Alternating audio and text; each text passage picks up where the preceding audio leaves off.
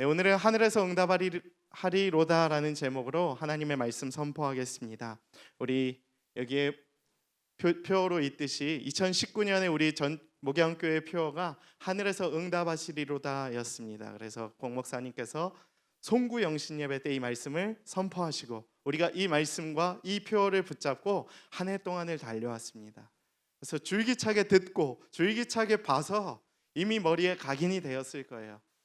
그러나 올 한 해를 마무리하면서 우리가 다시 한번 이 말씀을 기억하고 하나님께서 우리에게 과연 어떠한 기도의 응답을 주셨는지 우리가 다시 한번 말씀을 통해 깨닫는 은혜의 시간이 될 수 있게 되기를 축복합니다.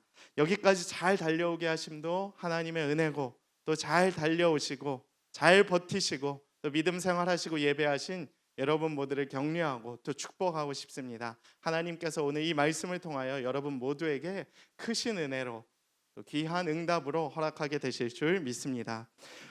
청년부 자체적으로는 계속해서 이제 마무리 행사를 하고 있습니다. 그래서 어제도 리더십들을 이제 함께 하는 시간을 가졌어요. 전체 리더십들이 이제 뱅퀴시라는 이름으로 한 해 동안 너무 고생했습니다. 그래서 격려해주고 축복해주고 위로해주고 도전하고 또 새로운 시작을 준비하는 시간을 가졌습니다. 그래서 함께 교제도 하고 먹고 마시기도 하고 또 나눔의 시간을 가졌는데 굉장히 인상 깊었던 또 시간, 또 감동적이었던 시간이었는데 그 중에서 한 청년이 이런 나눔을 하더라고요. 가장 인상 깊었던 나눔 중에 하나가 자기가 이제 청년들이 변화되는 모습을 보면서 참 기뻤다라는 얘기를 하더라고요. 예. 이 자리에 없을 것 같은 친구들이 이 리더십의 자리에서 섬기는 모습을 보면서 자기가 은혜를 받았다는 거예요. 그래서 본인도 변화가 되는 모습을, 제가 볼 땐 그 친구도 변화가 됐거든요. 근데 그 친구는 또 새로운 친구들을 보면서 변화되는 모습을 통해 도전을 받고, 그 변화되는 모습을 통해 사실 저도 도전을 받고, 사실 이게 은혜의 참 감동이 아닌가 싶습니다. 사실 신앙생활이란 그런 거죠. 하나님을 믿는 믿음이 시작되는 것, 그리고 그 믿는 믿음이 성숙해지고 자라는 것, 그리고 그 믿음이 결국 변화로 나타나고 또 그 변화가 누군가에게 복음으로 전달되고 전파될 수 있게 되는 것, 그것이 신앙생활이라고 생각을 합니다. 특별히 청년부 때에는 변화의 폭이 굉장히 커질 수 있는 시기죠. 어른들이 되면 생각이 굳고 삶이 단순화되면서 신앙도 이렇게 변화의 폭이 적은 경우들이 많은데 얼마나 귀한 때입니까? 주님께서 말씀 주시면 딱 변화되고 믿음이 자라고 도전을 받고 결단을 하는 여러분들의 모습을 통해 누군가에게는 그 모습이 굉장한 도전과 감동으로 될 수 있다라는 것입니다. 저는 우리 공동체가 이러한 공동체가 될 수 있게 되기를 축복합니다. 한 해 동안 하나님께서 이러한 은혜를 부어주셨음에 감사하고 내년 한 해도 더 많은 청년들이 도전을 받고 응답을 받고 또 변화를 결단하는 은혜의 시간이 될 수 있게 되기를 원합니다. 그래서 누군가 변화되는 그 모습을 통해 너가 변화됐어? 나도 변화되고 싶은데 하는 도전, 결단들이 계속해서 일어날 수 있게 되기를 원합니다. 수고한 모든 리더십들과 또 우리 순원들도 결국 쉬운 게 아니거든요. 매주 순모임 참석해주는 그 순원들의 귀한 마음들 너무 고생하셨고, 또 여러 가지 TF팀과 또 여러 가지 섬김과 또 필요할 때마다 또 그 역할들을 잊지 않고 와서 섬겨주신 모든 청년들에게 또 멘토들에게 감사의 말씀을 전합니다. 저는 믿는 그 슬로건 같은 게 하나 있습니다. 하나님께서는 우리의 수고를 절대 잊어버리시지 않으신다는 겁니다. 세상적인 논리로 따지면 이거 한다고 누가 돈 줘? 알바비 줘? 인정해 줘? 이런 식으로 얘기를 하시겠지만 하나님의 원리에 있어서는 그것이 소용이 없습니다. 하나님 반드시 다 기억하십니다. 여러분의 섬김, 여러분의 헌신, 여러분의 예배, 여러분의 뜨거웠던 눈물, 여러분이 젊었을 때에, 청년의 때에 하나님께 헌신했던 것들 다 쌓이고 하나님 반드시 기억하시고 그대로 사용하신다는 것입니다. 저도 지금 그렇게 쓰임 받고 있고요. 수많은 믿음의 선조들이 그렇게 증명을 했습니다. 여러분의 삶도 반드시 그렇게 될 수 있게 되기를 축복합니다. 2019년 그렇게 잘 마무리하시고 2020년도 하나님의 은혜 가운데에서 응답받고 또 결단하는 은혜의 시간이 될 수 있게 되기를 축복합니다.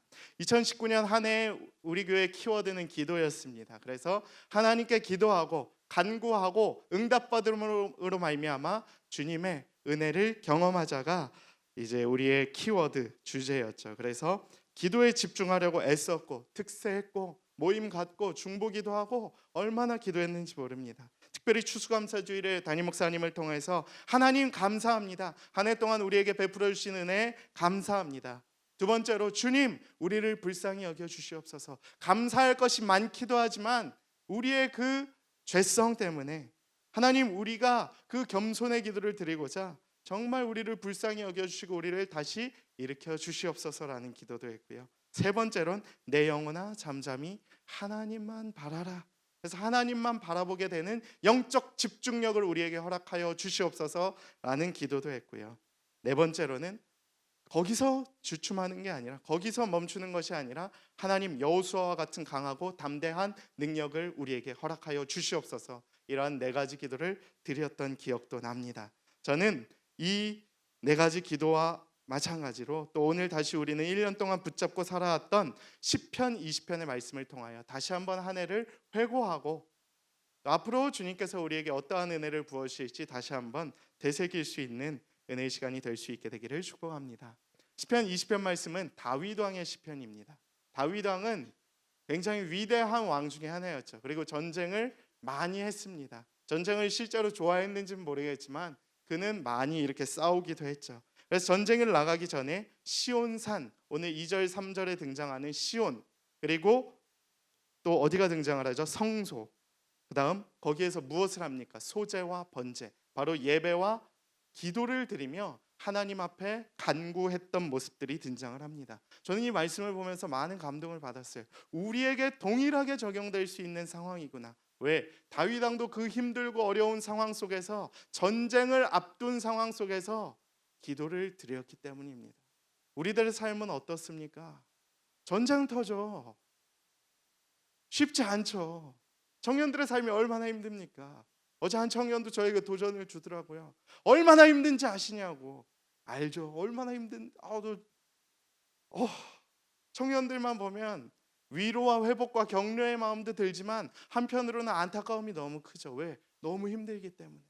고등학교 졸업하고 대학한 그 기쁨을 누리기도 전에 시험 준비해야 되고 스펙 관리해야 되고 또 다른 도전을 향해 자기의 앞가림을 관리하는 그런 청년들의 모습을 보면서 얼마나 안타까운지 모릅니다.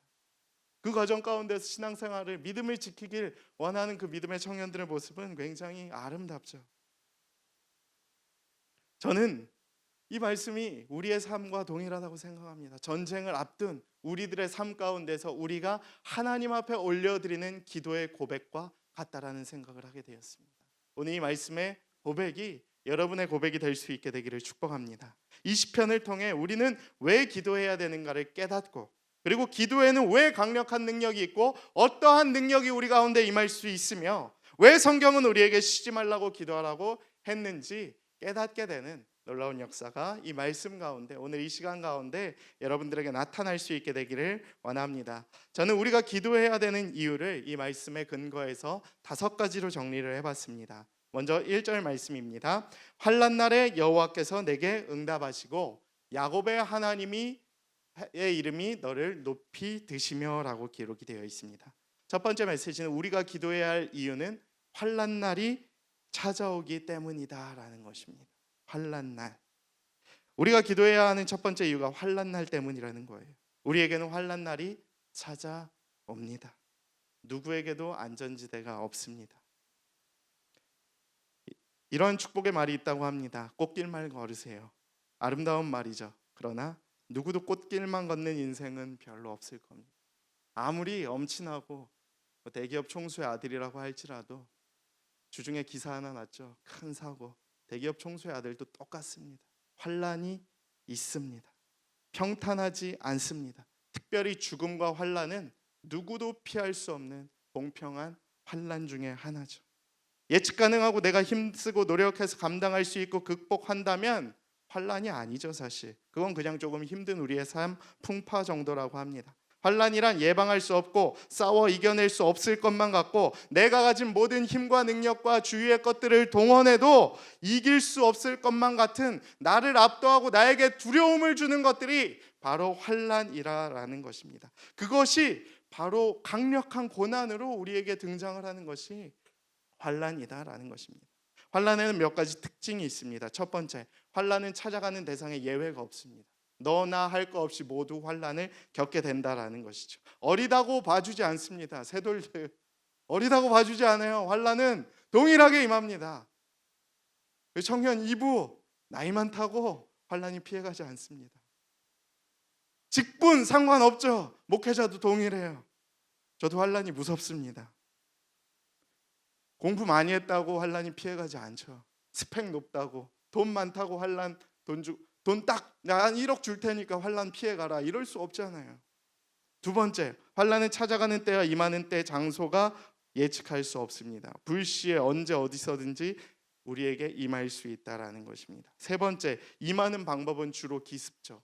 우리 병원 아픈 것도 불시에 찾아오잖아요. 왜 응급실을 가겠습니까? 언제 어떻게 아플지 몰라서 갑자기 찾아오는 그 질병으로 인해 우리가 후다닥 병원으로 달려가는 거 아니겠습니까? 환난도 마찬가지라는 거예요. 갑자기 튀어와서 우리를 공격하면 흔들어대면 어떻게 할 바가 없어요. 아프면 병원이라도 가지. 환난은 이거 뭐 어떻게 할 방법이 없을 것만 같은 침투의 공격에 영적 강한 기운이 있다라는 거죠. 네 번째, 하나님 잘 믿고 예수님 잘 믿고 믿음의 사람들도 동일하게 적용된다라는 것입니다. 그렇게 우리는 깨어서 기도해야 된다라는 것이죠. 왜냐하면 우리 모두에게는 환난이 임할 수 있기 때문입니다. 저는 그래서 평안할 때일수록 잘 나갈 때일수록 잘 될 때일수록 믿음과 기도가 더 필요하다고 생각을 합니다. 하나님께서 늘 그런 마음을 우리에게 부어주신다는 것이죠. 언제 환난이 우리에게 도적과 같이 기습할지 모르기 때문이다라는 것입니다. 여러분이 기도해야 할 이유 첫 번째 무엇이냐? 환난 날이 여러분에게 임할 수 있다라는 것을 기억하시길 바랍니다. 이미 환난인 분들에게는 참 미안한 얘기지만 혹시라도 지금 평안을 누리며 잘 나가는 삶 가운데 합격했다고, 취업했다고, 결혼했다고, 안정적이라고, 재정의 여유가 생겼다고 그 여유를 누리시고 기도 생활을 게을리 하시는 분들에게는 귀한 도전으로 갈 수 있게 되기를 축복합니다.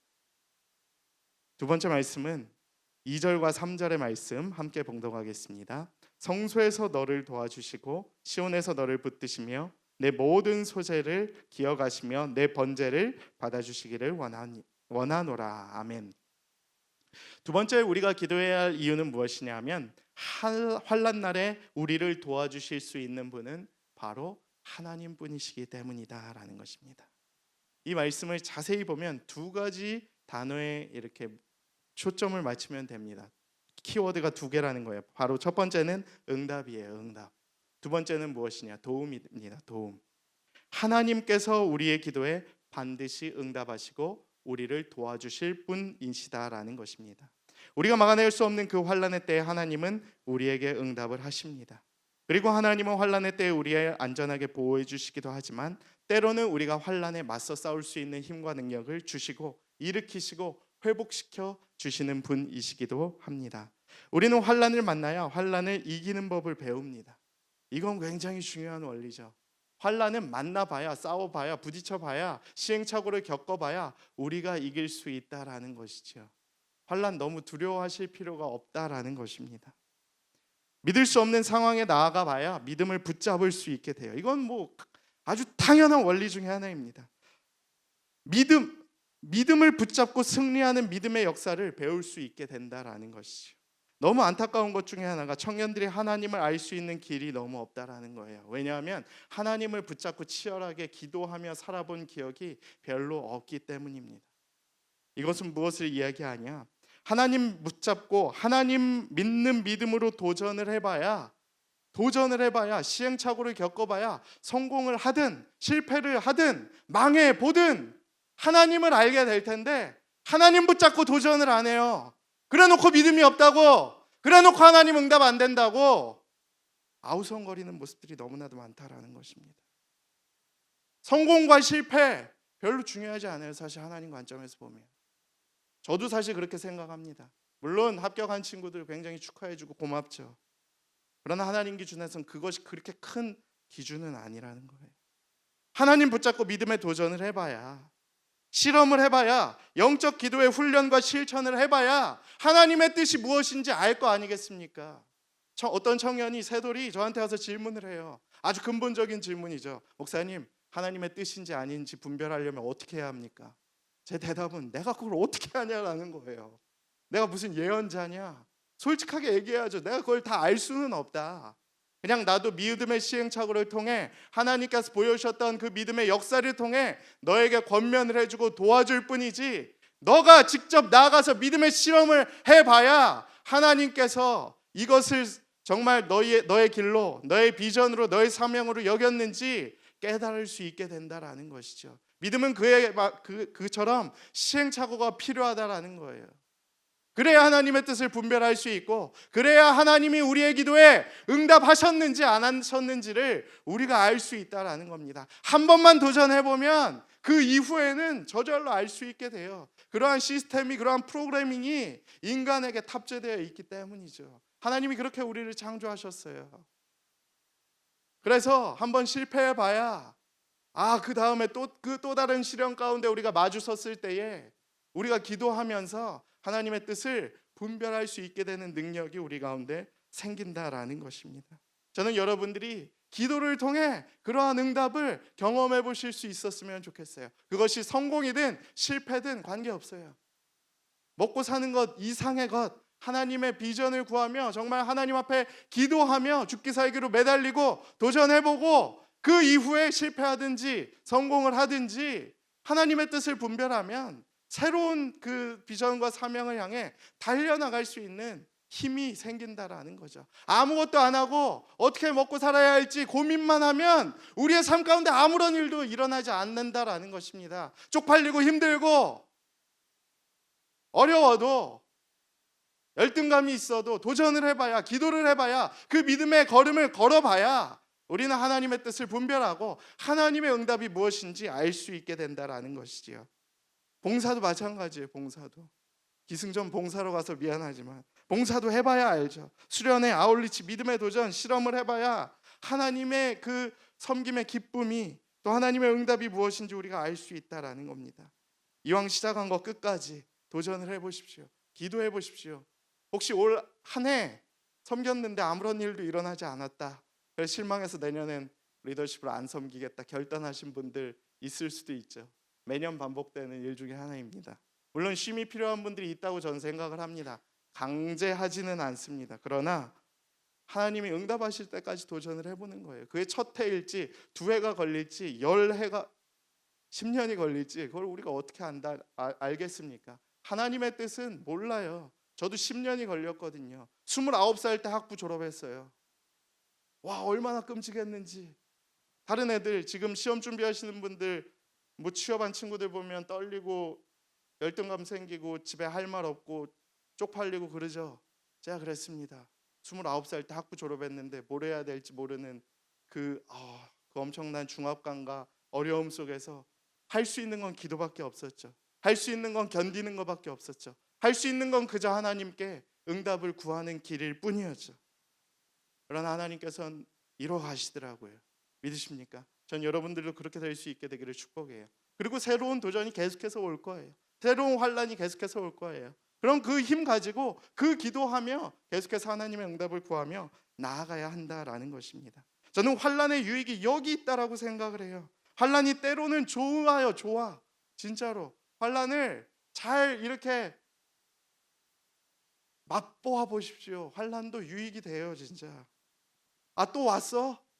이렇게 받아들이실 수 있는 그 내구성이 여러분들에게 생길 것입니다. 그리고 환난 날에야 비로소 진짜 기도와 진짜 예배가 터져요. 이렇게 평온할 때는 잘 모르죠.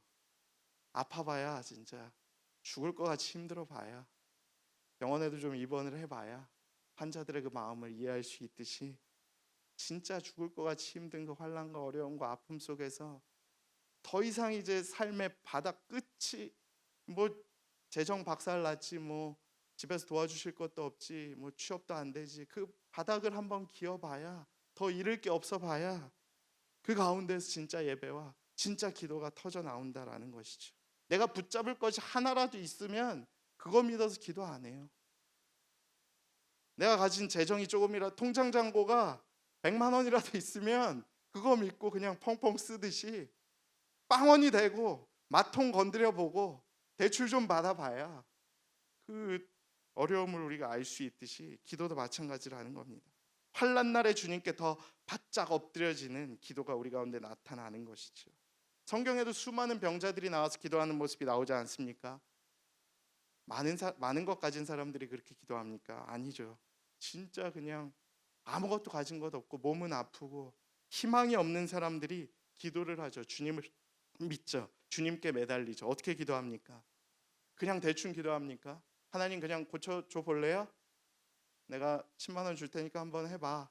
이렇게 태도로 기도를 하나요? 아니죠. 주야, 불쌍히 여겨주시옵소서. 나를 도와주시옵소서. 다윗의 자손 예수여, 나를 살려주시옵소서. 이렇게 기도하지 않습니까? 이렇게 매달리지 않습니까? 전 여러분들이 때로는 그런 환난을 좀 겪어봐야, 그렇게 좀 삶 가운데서 얻어맞아 봐야 하나님을 찾을 수 있게 되지 않을까라는 생각을 해봅니다. 성경에도 이렇게 기록이 되어 있어요. 시편 119편 71절에 보면, 세번역 성경인데, 고난 당한 것이 내게는 오히려 유익하게 되었습니다. 그 고난 때문에 내가 주님의 율례, 법을 배웠다는 거예요. 하나님의 말씀을 깨닫게 되었다는 거죠. 얼마나 귀한 말씀입니까? 고난 당한 것이 내게는 유익이 되었다. 와, 저도 여러분들이 이런 고백 입술에서 터져 나올 수 있게 되기를 축복합니다. 저도 이런 걸 몇 번 경험해봤어요. 인생이 그렇게 뭐 길지는 않기 때문에 뭐 여러 번 고백을 하기는 어렵지만, 고난 당한 것이 그때는 진짜 죽을 것만 같이 힘들었지만 지금 되돌아봤을 때 하나님께서 주셨던 유익이었고, 그 유익을 통해 내가 주님의 말씀을 붙잡고 하나님 붙잡는 계기가 되었습니다. 주님 감사합니다. 이 고난이 내게 유익이 되었습니다.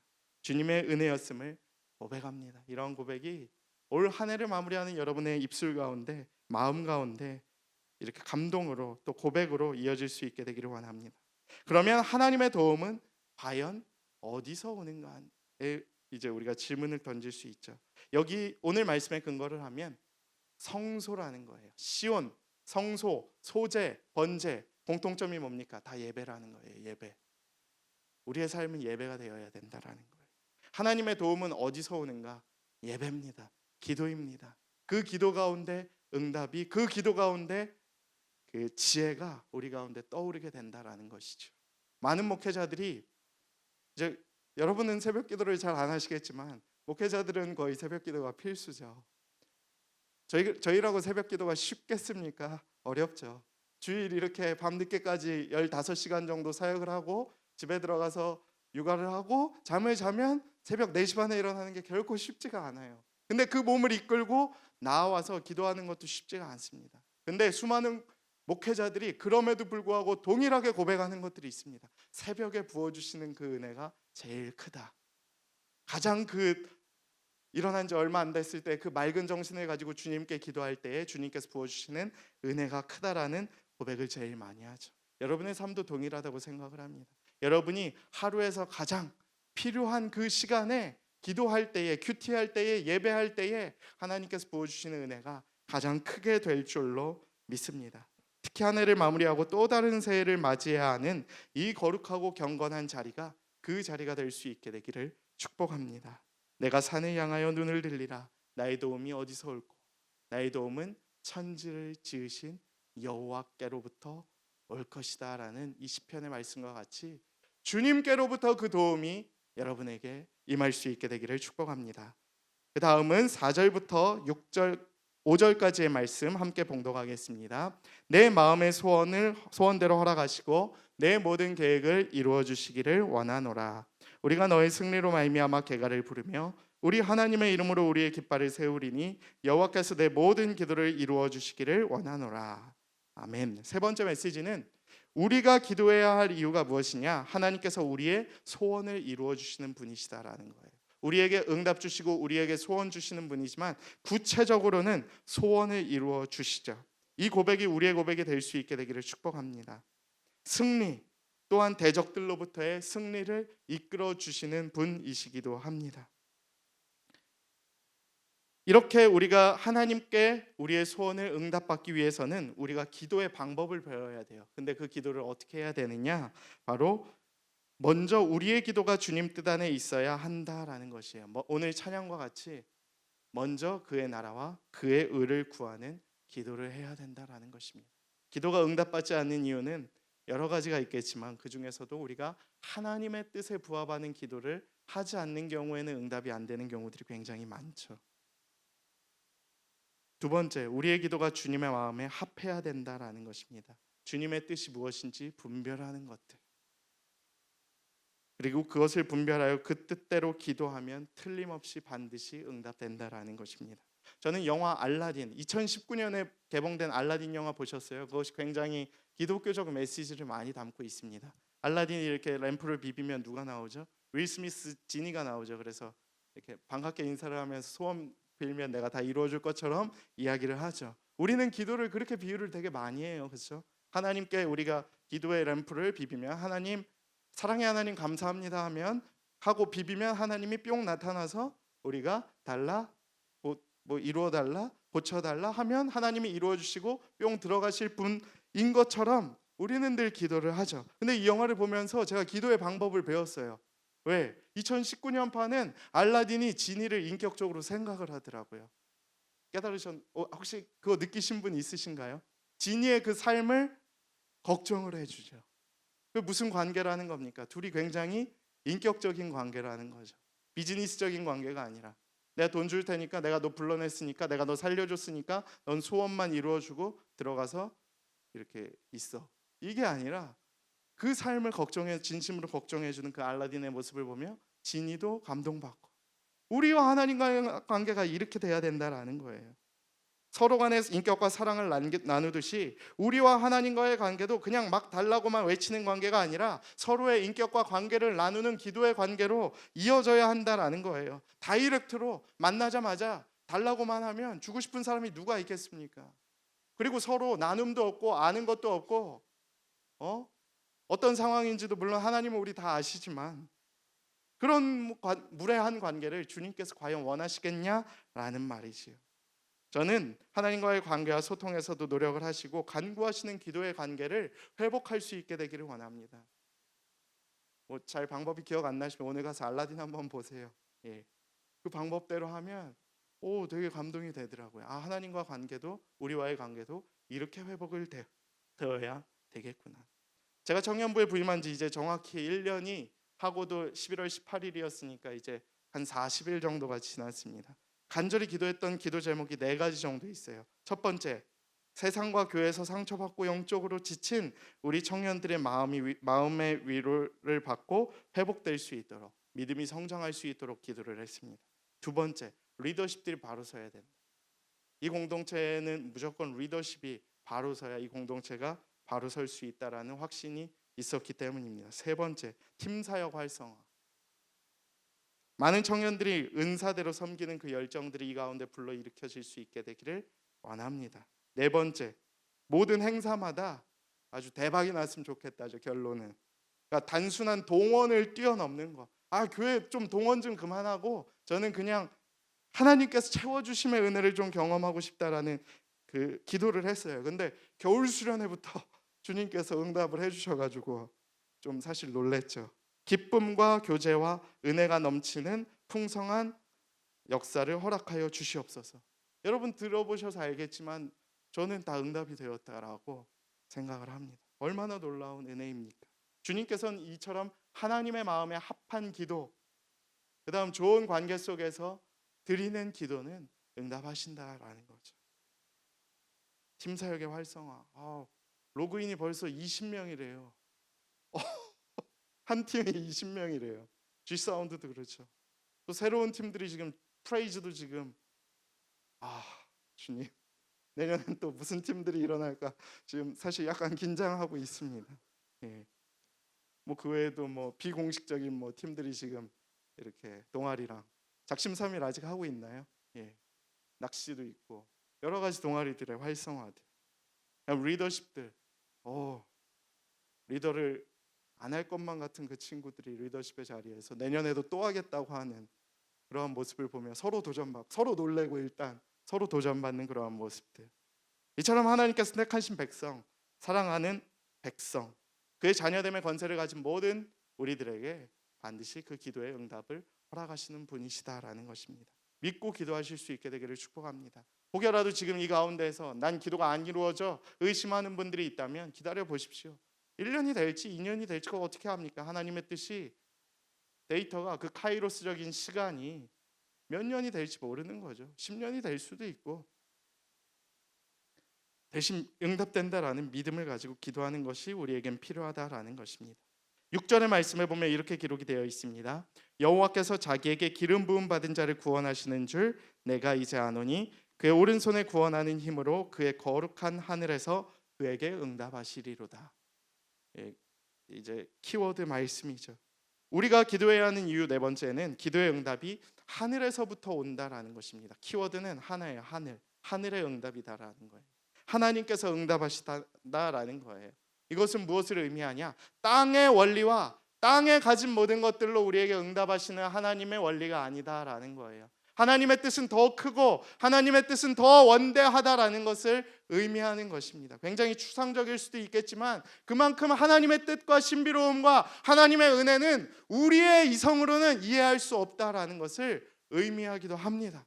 여러분 인생을 되돌아보십시오. 하나님의 은혜 고백한다라고 한다면 어느 순간에 뜬금없이 갑자기 임한 하나님의 은혜가 있을 것입니다. 근데 그것이 인간적인 원리가 아니었던 경우들도 많죠. 합격할 수 없을 것 같은 그 순간에 하나님이 붙드시고 나를 이끄셨던 경우도 있고, 정말 죽을 것 같은 그 질병의 아픔 가운데에서도 주님이 나를 살려주셨던 경험도 있을 것이고, 내가 도저히 더 잘 될 수 없을 것만 같은, 우리 집안이 도저히 경제력이 회복되지 않을 것만 같은 그 어려움 속에서도 주님은 우리를 끝까지 붙잡으시고 일으키셨던 기억들이 있을 겁니다. 승패의 결정은 우리가 하는 것이 아니기 때문입니다.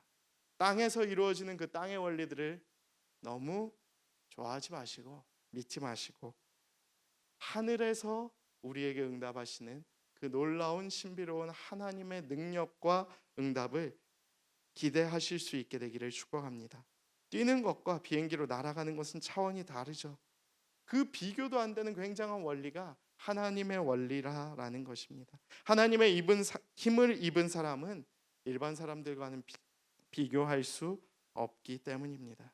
저는 이러한 놀라운 기도의 응답이 여러분의 삶 가운데 나타날 수 있게 되기를 축복합니다. 다섯 번째 말씀은 7절 말씀 함께 봉독하겠습니다. 어떤 사람은 병거, 어떤 사람은 말을 의지하나 우리는 여호와 우리 하나님의 이름을 자랑하리로다. 아멘. 우리가 기도해야 하는 이유 마지막은 무엇이냐? 우리가 기도하면 우리는 하나님을 의지하게 된다라는 것입니다. 하나님의 이름을 자랑하게 될 것입니다. 여기서 무슨 단어가 나오냐? 어떤 사람은 병거를 의지해요. 그렇죠? 어떤 사람은 무엇을 의지해요? 말. 이것은 무엇이냐? 세상의 기준들을 의지한다라는 거예요. 그 침략자들이 가진 아주 강력한 무기들 중에 하나죠. 이스라엘에는 병거와 말이 없었다라고 합니다. 그러나 대적들은 강력한 무기가 있었는데 우리가 의지할 것이 없었어요. 근데 그 와중에 우리는 여호와를 의지했더니 우리가 하나님의 의지하는 방법을 배우게 되고 우리가 하나님의 이름으로 말미암아 자랑하는 법을 배우게 되고 결국 주님이 우리에게 승리를 가져다 주셨다라는 것을 우리에게 말씀하고 계신다라는 것입니다. 우리의 눈에는 보이는 현실만을 의지하게 된다라는 거예요. 인간은 약하기 때문에 어려움이 오면 제일 먼저 주위 것들을 이렇게 둘러봅니다. 재정의 어려움이 오면 일단 통장 잔고부터 확인하고 부모님 연락하고 지인 연락하고 그래도 안 되면 대출 찬스 쓰고 그래도 안 되면 그때서야 이제 하나님 찾게 되는 경우들이 우리 가운데 나타나게 된다라는 것입니다.